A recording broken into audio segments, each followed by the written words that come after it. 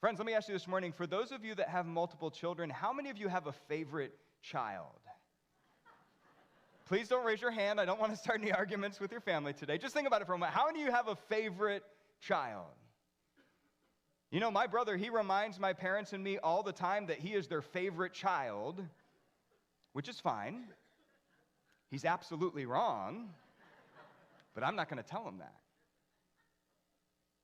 You see, for those of us who have multiple children, I think it's fair to say that we love and care for all of our children, and yes, there are times where maybe we prefer one child over the other based on how they're acting or how they're behaving, but by and large, generally speaking, as parents, we try not to show favoritism. Why? Because we know what's going to happen if we do.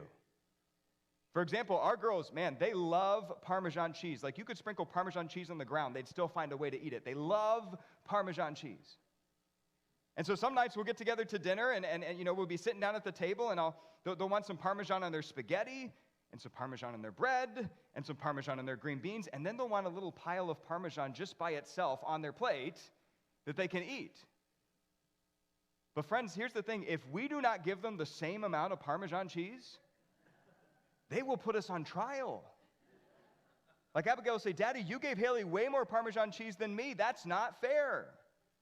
And I'll look at Haley's plate, and I'll look at Abigail's plate, and I'll think, how in the world can you see that? Like, did you get a scale out and weigh the amount of Parmesan cheese? Like, what in the world? Now, for Elaine and I, it's the end of a long day. We're just doling out some Parmesan cheese. Not a big deal. But for our girls, if we don't give them the exact amount of cheese, and if we don't correct the imbalance that's going on, that will be a sign of favoritism.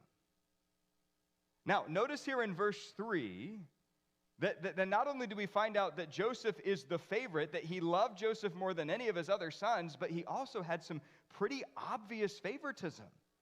Like, he didn't hide it. He had a robe that was made for Joseph that was fancy. He made it for him. He said, hey, here you go. Wear this all the time.